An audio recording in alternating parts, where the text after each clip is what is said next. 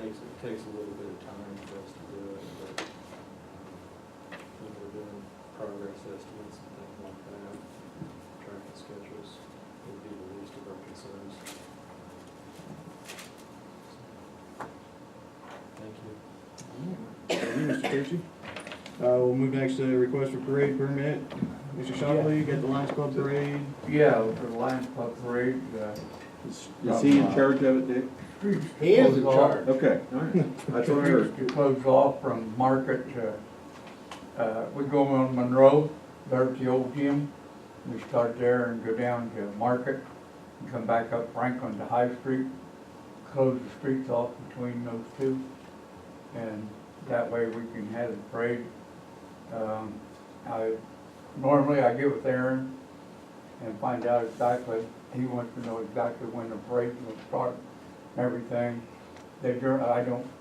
We've always, about a half hour before the parade starts, when they close off the street. That way it gives everybody a chance to get in and get out, and that are dropping off kids, and there are floats that are coming in at the last minute and stuff. Next when? 1 The o'clock. second? The parade is at 1 o'clock, 1 o'clock on December 3rd. December 3rd. We get a motion to approve the request So for. moved. Second. We have a motion and a second. Any other discussion? All those in favor? Aye. Opposed? Thank you. Thank you, Mr. Shockley. We'll move next. City insurance update. Mr. Dywert, you just want to tell us what to expect? Yeah, we're having, we're solicited 4 bids for insurance, that's renews December 31st.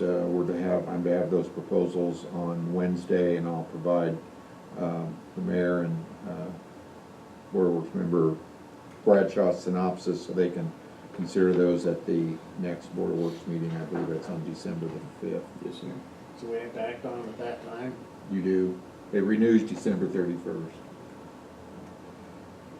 And they're supposed to have those to me by Wednesday. Thank you, Mr. Dywert. Any questions? Is that all or nothing, Sam? Pardon me? Is that an all or nothing kind of bid? Yeah. All- Yeah, the only thing that might be different is we've had such a terrible loss ratio in our workers' comp. Currently, that's through the state. It's what they call the IPEP plan program. So it may be beneficent to us to stay with IPEP and take the property and casualty insurance separately and stay with IPEP. But until we get the quotes in, we won't know. So mine pretty high. Pretty high. We had a big loss 2 years ago, $86,000, I think, for back injury. To go off in 3 years. Yeah, it does. Of course, they're looking at a 5-year, history essentially. But ours is just way high. Our mod's over 3. That is high. I'm a 76, 0.76. Yeah. Yeah, it's high. That's pretty good. It's high. Get below 1. In fact, we had difficulty finding someone who wanted to quote it. So we may have to leave that with IPEP, but we'll see. So it'll be broken out that way. They're quoting that. It will, correct. Any other questions, Mr. No. Next item on the agenda, recognition of Officers Dysinger and Yoder. For Officer Josh Dysinger and Carroll County Deputy Drew Yoder were involved in a fire last night over in Flora. Their efforts were nothing short of heroic. Both are in stable condition. Mr. Dysinger could be released tonight. He might be held for observation until tomorrow. Mr. Yoder is still up in Fort Wayne in their burn center unit. I haven't heard yet when he could be expected to be released. So please keep them in your thoughts and prayers, as well as the family over in Florida, having a difficult time with this. And I know our officers and guys on the fire department and county units are being debriefed tonight over at the Methodist Church in Florida. Chief, do you have anything you want to add? Not necessarily, Mayor. Thank you very much for making that recognition. It just points out the risk that goes along with the job of law enforcement. We could go days and days with nothing happening, all of a sudden you call to do something like what Deputy Yoder did to rescue the 4 children, even though his efforts were in vain. I know his heart was that he wanted to do everything he could to possibly save those lives, as anyone would have done. So, like you said, our thoughts and prayers are with him. The last word I heard was he does have some internal respiratory injuries that are complicating his recovery, so our prayers are that those will be resolved and he'll be able to come home in a quick manner. Thank you, Chief. I think it's important to note how closely our officers work with not only the county units, but the 4 units. Keep them in your thoughts as well, because almost nightly they're working with these guys. So we have a good relationship with the county and Florida.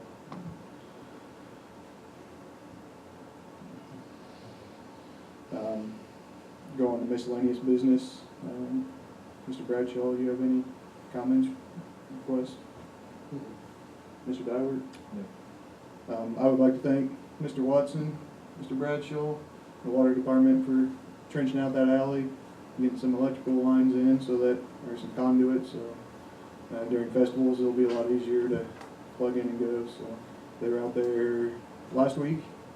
Was that Tuesday last week? Monday, Tuesday? One of those days. Thank you guys for your help. Mr. Watson's 98% responsible for that. Oh, so now it goes bad, it's my.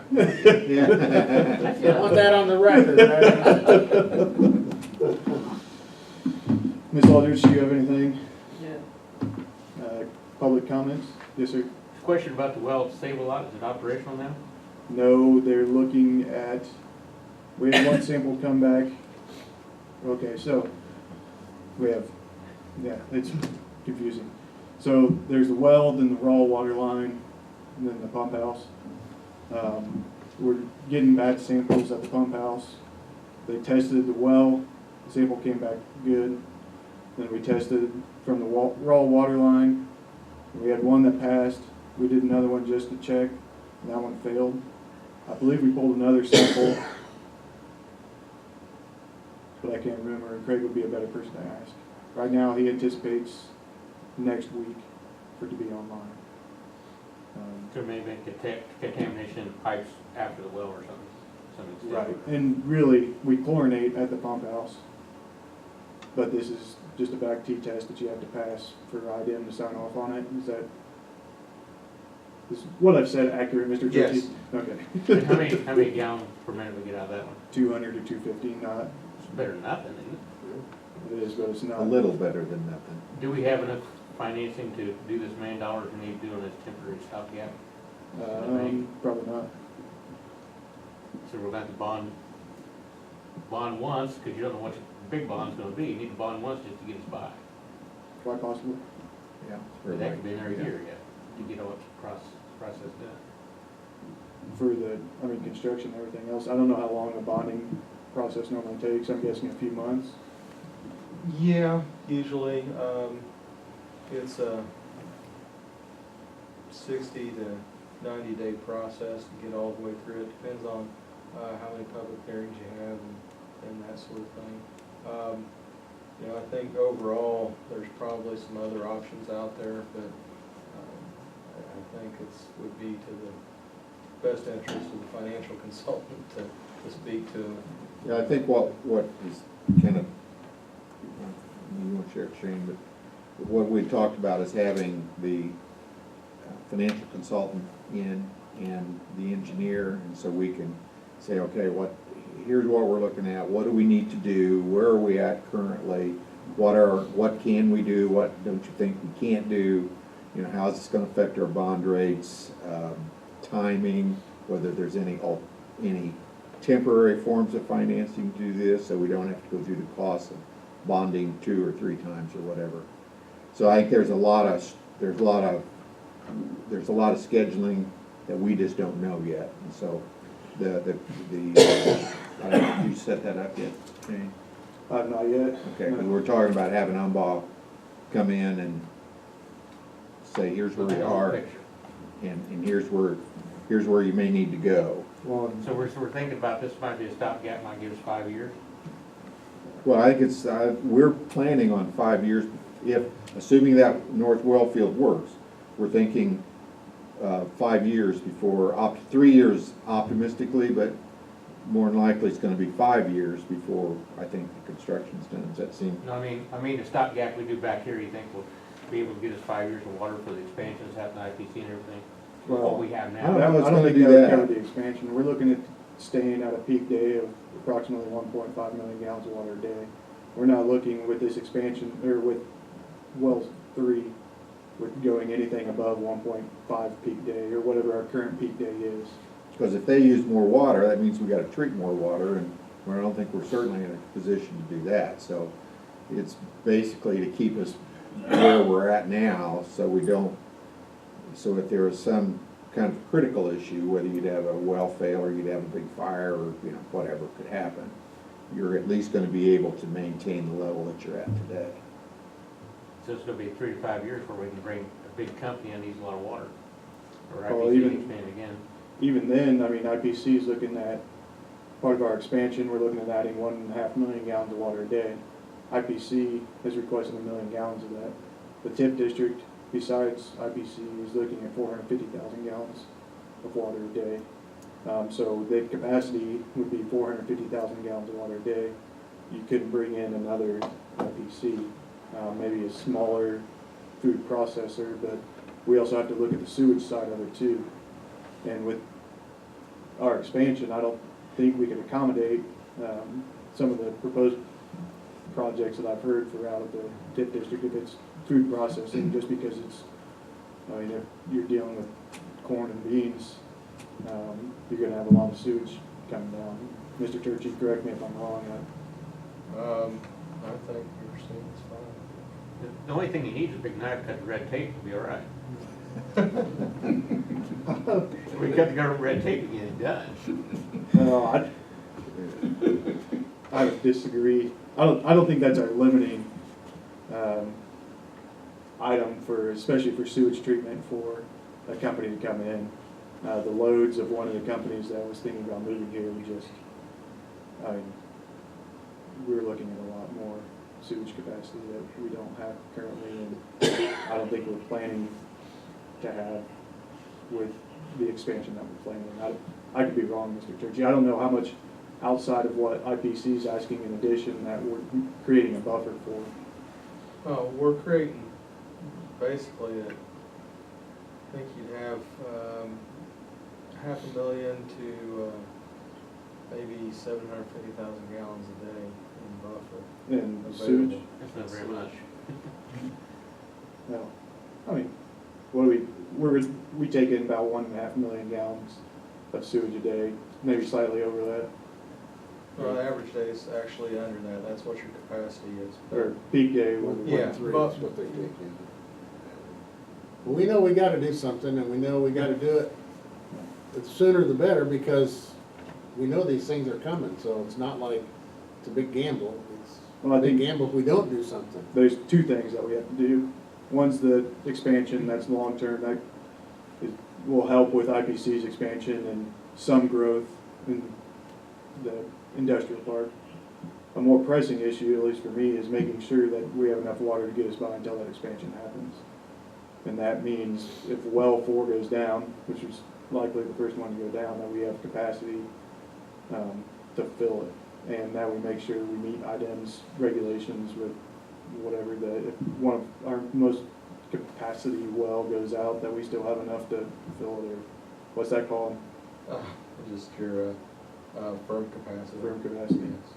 But the biggest problem we've got, we keep bringing these businesses in, but we're not capitalizing on where I need to be, and I can't do it. So that's, we need housing for some of these people. We're doing a very, very poor job with IPC out there. We're, providing 13% of them live in Carroll County or something like that? And these other plants out here gonna come in, they'll have a higher pay scale. We need some homes in the $150,000 range. And I have to make a phone call because there's somebody looking, developer looking, at a field in the city of Delphi, I guess the other day.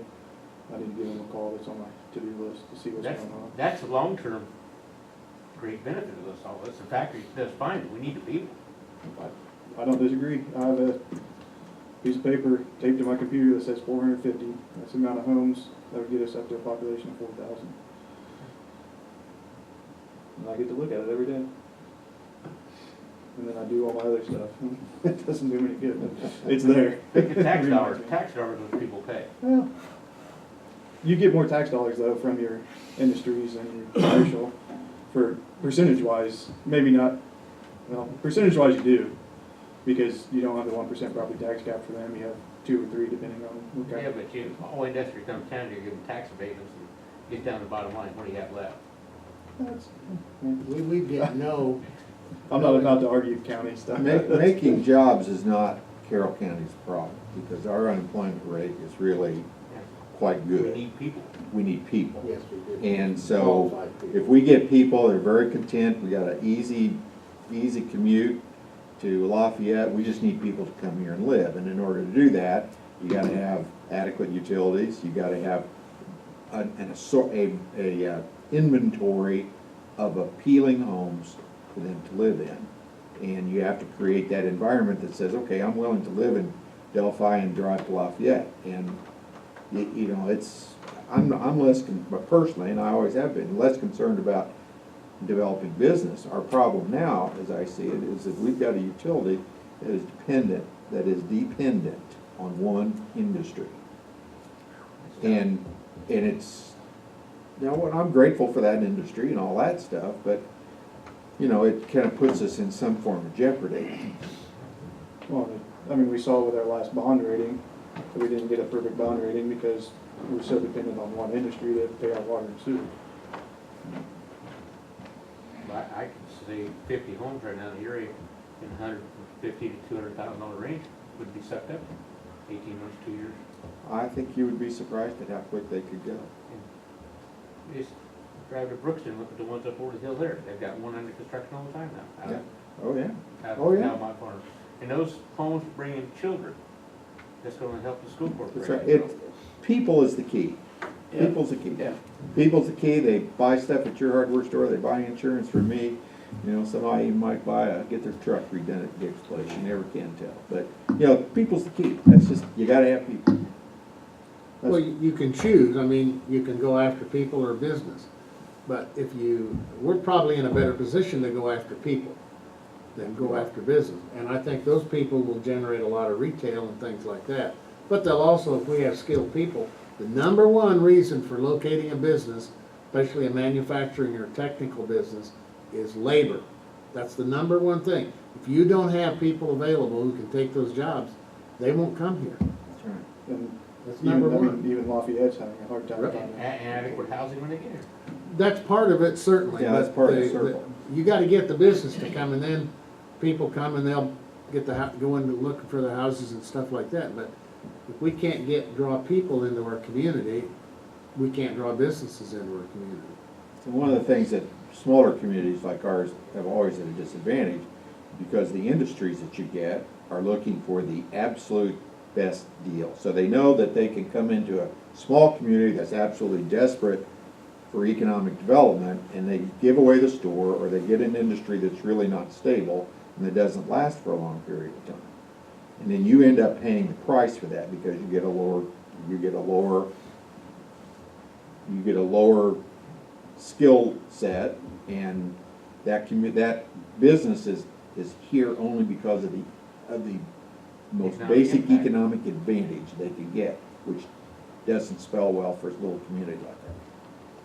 But that's what I've often thought about. I think we spend more time trying to get interest for new people. Oh, I think you're right. I agree with you We completely. need to really put a push and figure out how to get people. Well, Because they're guaranteed, the second year the house is built, you're guaranteed getting money. That industry may be gone, that house will. Yeah, I agree with you completely. I well, agree. I don't know how to get there. If well, we- and I think development's a huge part. I wrote a letter last week to one of the, I guess, probably owns the most property in Delphi, over 10% of the acreage in Delphi, to try to set up a meeting and just see where they're at in terms of price points and willingness to sell. And it took me 6 hours to find out where to write the letter to. Yeah. Yeah, I Get in Googled. touch with. I found somebody in Idaho That was a beneficiary. Figured I probably couldn't set up a meeting with somebody in Idaho, so I found one of the beneficiaries in Indianapolis. Well, fly out there and check it, take care of it.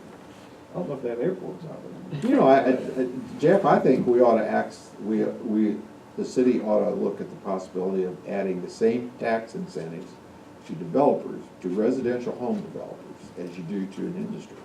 That's what I've always said. In other words, tax abatement, even make the city a joint venture partner that says, okay, we'll put in the utilities, and then as you sell the lots, we'll recover a pro rata amount of our investment. So And that cities do that. Huh? And cities do that I know. across the nation. And we have to be I know, competitive. I know, you're right, you're right. But those are That's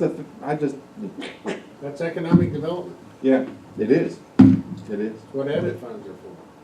Those kinds of encouragements for people.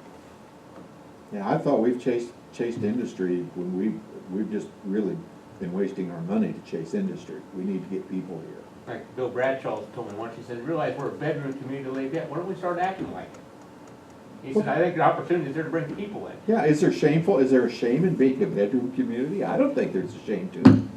Well, and I think once you bring people in, It'll change. then it can change, and you're gonna have a better Yeah. opportunity. You're exactly right. You're gonna be more People's the attracted key. to industry. People's the front end of this thing. And Bill said, you know, we got that great highway out here, you're worried about everybody going to Lake Up. What about if 2% of that 50,000 come back here, we'd have another 1,000 people here. What would another 1,000 people do to Delphi? That would solve a lot of financial It problems. would. I want 1,100 more. I wanna get over 4,000. Puts us in the top 100 ranking cities in Indiana, yeah. I don't think it's impossible to do, but I think that efforts need to be focused towards attracting those people and those people who's willing to make investments in developments, for example. But it's a question of building blocks. You figure out the kinds of things you want and the kinds of ways you can to get there. And this is certainly one of those, is to have water and sewer Right. available not only for people but for expansion of businesses. I agree, I don't know how to get there. You know, if you had General Motors say, I want to build a plant here, I would hope the county would say, no, we can't do that, because you can't, we're just not big enough to support. It's just too much for us. And so we need to know what we can't do, and then don't pursue what we can't do, you know, just pursue those things that are good for us. Yeah, but 2 years ago today, we've been looking at building homes in the $80,000 to $120,000 bracket with what possibly could come in. We're gonna be up to $150,000 to $200,000 bracket real easy. There's ones out there on, you know, Delmont, that's the price range they're in, they're selling. So we've Yeah. also moved up. Yeah, I mean, they're selling, we just insured one for $275,000 out there. And those are big homes, a lot of Big children. Use the school corporation, we've got plenty of size school, take care of them. Yeah. And the superintendent of I've talked about this and looking at development close to the school corporation over there. I know initially we had talked about, I think they've got between 14 and 15 acres, but I think they're gonna end up doing solar, at least on part of that. But looking at the ways we can work together, whether if they have a building trades program and they get to build a house or two out of a development, or I don't know. But Well, I just we're think it talking takes about some that. creativity and some willingness to take some risk. You don't want any more building trade class, that's where I came from. You don't want all those people around like me. Yeah, well, let's scratch that idea. Are we done? Any more public comment? No, I'll take a motion to adjourn. So move. Second. Oh, I didn't know, the wife was back there and checked them out a long time ago. Thank you, gentlemen. Dick, you go back up the hill. Man, you all right? Can you be my Uber? I could. Good, probably get Mike. You too, Mike.